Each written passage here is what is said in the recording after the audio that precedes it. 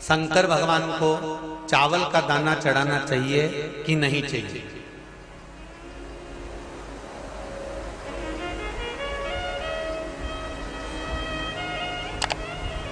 अब बोलो तेरा क्या होगा रे कालिया?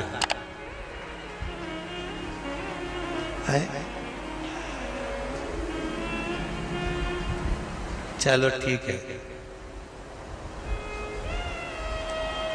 बीमार व्यक्ति से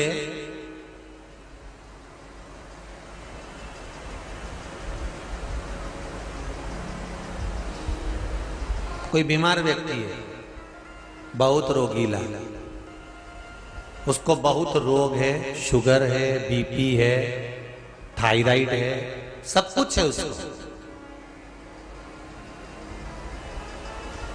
और वो रोगीला व्यक्ति जब डॉक्टर के पास जाकर पूछे, डॉक्टर साहब मेरी तबीयत ठीक नहीं रहती है, मैं बहुत कष्ट में रहती हूँ, बहुत तकलीफ है शरीर में, और अभी सावन का महीने का व्रत आ रहा है डॉक्टर साहब, 1 महीना में व्रत करती थी पहले, करूं कि नहीं करूं? तो डॉक्टर साहब क्या बोलेंगे? बोलते जाओ जरा जम के। डॉक्टर बोलेगा कि आप व्रत मत करो। डॉक्टर एक बात कहेंगे, शरीर स्वस्थ रखना है, व्रत बाद में हो जाएगा, अगले वर्ष कर लेना, पर अभी शरीर को सही रखने के लिए दोनों समय अच्छे पेट भरकर सात्विक भोजन करो और अपने शरीर को ठीक करो। सात्विक भोजन अपने शरीर को, व्रत बाद में भी हो जाए, अगले वर्ष हो जाए।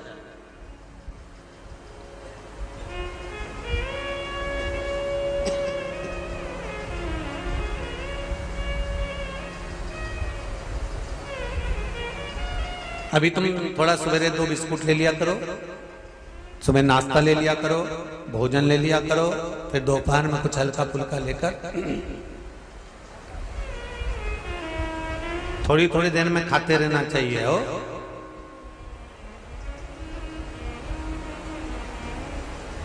थोड़ा थोड़ा खाओ, थोड़ी थोड़ी देर में खाओ, एक साथ सुरसा जैसे मत निपटा जाए,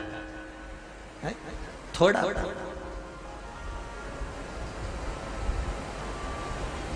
ज्यादा खाओगे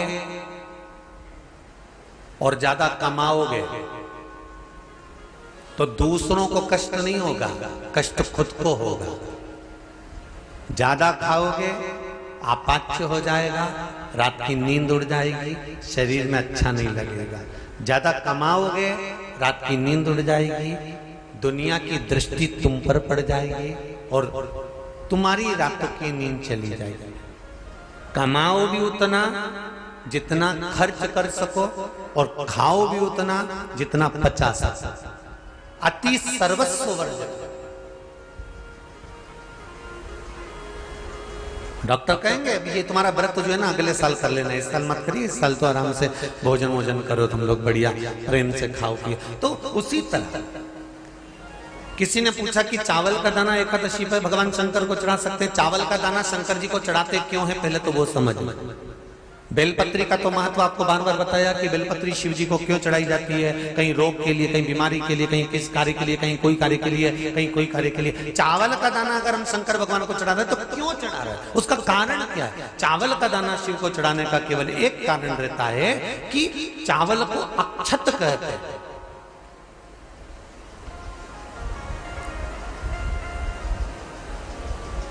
अक्षत का मतलब होता है अक्षय।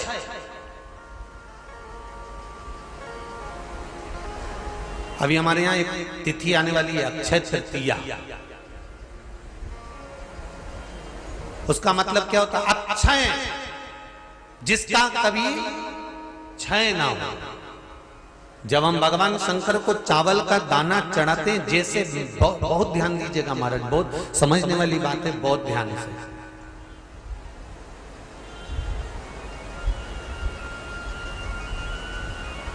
चावल का दाना हमारे मस्तक पर तिलक करने के बाद पंडित जी क्यों लगाते हैं कि भगवान जैसा समय आज चल रहा है, आप पूजन कर रहे हो, पाठ कर रहे हो, दान कर रहे हो, पुण्य कर रहे हो, सत्कर्म कर रहे हो, भजन कर रहे हो, मेरा देव अधिदेव महादेव, मेरा नारायण, मेरा सत्यनारायण भगवान, मेरा राम जी, मेरा विष्णु जी, मेरा भागवत मैया, मेरी रामायण मैया, ब्राह्मण मस्तक पर तिलक लगाने के बाद चावल इसलिए लगाता है कि जैसा समय आज चल रहा है, भगवान तुमको ऐसा ही समय बनाकर रखे और तुम ऐसे ही चार चांद लगाते रहो, दान पुण्य संकीर्तन करते रहो, इसलिए मस्तक पर चावल का दाना लगाया जाए।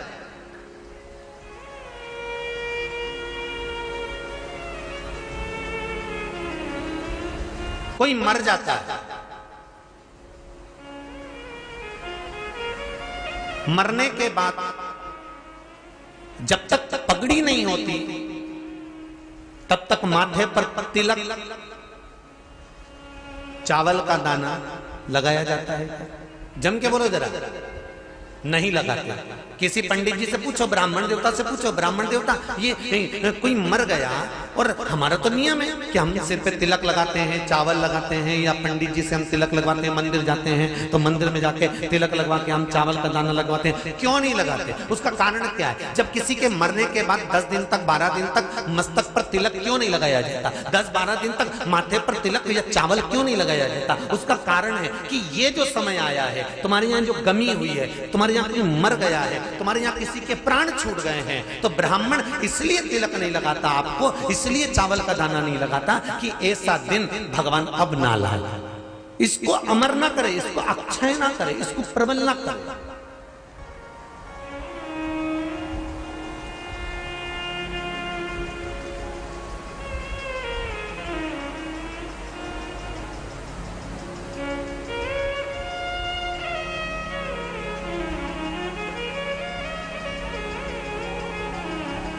और जब चावल का दाना, तो यहां शिव महापुराण की कथा करी, चावल का दाना हम शिव जी को क्यों चढ़ाते हैं, भगवान को क्यों समर्पित करते हैं, भगवान की पूजन में अक्षत क्यों समर्पित करते हैं, चावल क्यों समर्पित करते हैं, उसका कारण क्या है? तो कहा आज मैंने जब चावल का दाना आपको समर्पित करा है, जिस भाव से, जिस विश्वास से, जिस श्रद्धा से, जिस मन से मैं आपको रिझा रही हूं, हे भोलेनाथ मेरी ये मनोकामना पूर्ण कर, इसको अक्षय कर देना, इसको अमर कर देना, बस इतनी कृपा आप कर।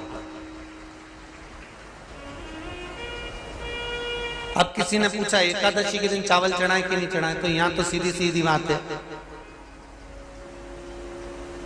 बीमारी देखकर थोड़ी ना आती है कि नवरात्र चल रहे हैं कि सावन का सोमवार चल रहा है, बीमारी तो बीमारी। तुम चावल मत खाओ। तिरुपति कौन कौन गया? हाथ उठाओ। ठीक है। जगन्नाथ जी कौन कौन गया? हाथ उठाओ। हाँ ठीक है। द्वारका जी कौन कौन गया? हाथ उठाओ। ठीक है। बद्रीनाथ कौन कौन गया? हाथ उठाओ। ठीक है। एकादशी के दिन कभी तुम बद्रीनाथ चले जाओ, एकादशी के दिन तुम द्वारका चले जाओ, एकादशी के दिन तुम तिरुपति चले जाओ, एकादशी के दिन तुम जगन्नाथ चले जाओ, एकादशी के दिन तुम्हारी मर्जी पड़े भगवान के किसी धाम में चले जाओ और भगवान को भोग लगाओ और उनकी थाली को झांक कर देखना, उसमें चावल जरूर मिलेगा। उसमें ऐसा नहीं है कि चावल नहीं मिलेगा। बद्री नारायण में भगवान को चावल का भोग लगा हुआ मिलेगा, द्वारका में चावल का भोग लगा हुआ मिलेगा, आपको जगन्नाथ में चावल का भोग लगा हुआ मिलेगा, तिरुपति में मिलेगा, द्वारकाधीश में मिलेगा, नाथू द्वारा में मिलेगा, सांवरिया सेठ में मिलेगा, काकरोली जी में मिलेगा। आप जहां जाओगे वहां पर एकादशी के दिन भगवान को चावल आएगा, क्योंकि भगवान के लिए परहेज नहीं है। जो काम में डूबा हुआ है, जो आसक्ति में डूबा हुआ है, जो लोभ में डूबा हुआ है, जो वासनाओं में डूबा हुआ है, जो तृष्णा में डूबा हुआ है और जो माता के गर्भ से जन्म लिया, एकादशी के दिन चावल उसको नहीं खाना। अब हमारे यहां तो कहावत में कहते हैं, राम जी की जब स्तुति गाते हैं तो कहते हैं भय प्रगट। आती है आप लोगों को? एक लाइन तो आती होगी, गाओ जरा। भय प्रगट दीन कौशल। अब रामचरितमानस में कहा भय प्रगट कृपाला। प्रगट मतलब एकदम सामने आ गए। यहां लिखा है पेदा भय लाला। अगर तुलसीदास जी लिखते तो जन्म लिया होता राम जी ने तो तुलसीदास बाबा लिख देते कि पेदा भय, माता के गर्भ से इनका जन्म हो। नहीं नहीं नहीं, यहाँ कहा भय प्रगट कृपाला दीन कौशल्या, यहाँ प्रगट भय।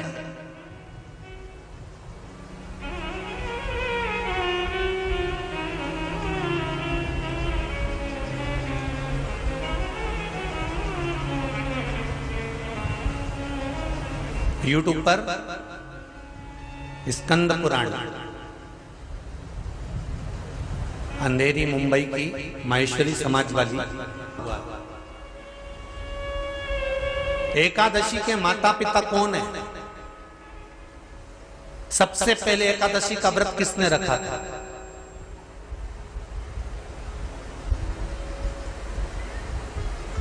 एकादशी का जन्म स्थान कहां है?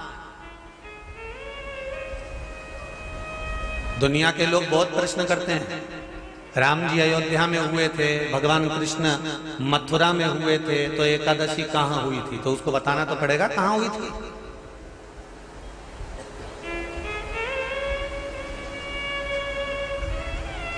उसमें हमने वर्णन किया कि एकादशी के माता पिता कौन है, एकादशी का व्रत सबसे पहले किसने करा, एकादशी का जन्म कहां हुआ, एकादशी को क्यों चावल नहीं खाते, एकादशी के दूसरे दिन चावल का दाना खाना क्यों जरूरी है।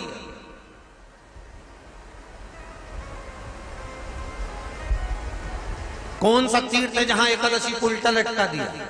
एक एक चीज का वर्णन स्कंद पुराण सब चीजों का वर्णन कर देता है। प्रत्येक तो यहां जो वर्णन आया कि आप मनुष्य जो माता पिता के गर्भ से, माता के गर्भ से जन्म लिया हो, संसार में जिसका जन्म हुआ हो और मृत्यु लोक में गर्भ की कैद में रहने के बाद जन्मा हो, उसको एकादशी के दिन चावल नहीं खाना चाहिए। महाराज